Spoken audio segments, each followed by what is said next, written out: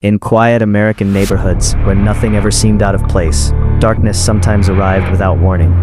Behind neat houses and glowing streetlights, stories were beginning. Stories no one could yet imagine would one day haunt a nation.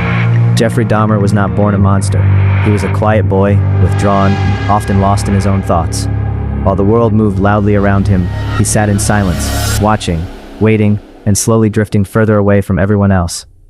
At school, he was invisible. Surrounded by laughter and friendship, Jeffrey stood alone. No one noticed the distance in his eyes, or how deeply disconnected he felt from the world around him. As the years passed, something dark began to grow inside him, not in sudden bursts, but quietly, slowly, a shadow that followed him everywhere, unnoticed by those who passed him by. In the city of Milwaukee, life went on as usual. Neon lights flickered, streets buzzed with energy, and people chased their dreams.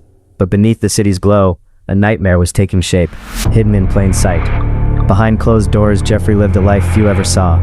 His apartment became a world of isolation, quiet, controlled, and deeply unsettling. It was here that his darkest impulses found space to exist. To the outside world, he appeared ordinary, just another face in the crowd. But inside, he carried a terrifying secret, living a double life that grew more dangerous with every passing day. There were moments when the truth nearly surfaced. Warnings were given, questions were raised, but disbelief and assumptions allowed the darkness to remain hidden, until it was far too late. Eventually, the silence was broken. Flashing lights filled the night, and the walls that once hid his secrets finally fell. The horror the world would soon discover was beyond anything imagined. In court, Jeffrey Dahmer faced the consequences of his actions. Gone was the anonymity. Gone was the hiding. The weight of his crimes now stood undeniable before the world. But this story is not just about one man.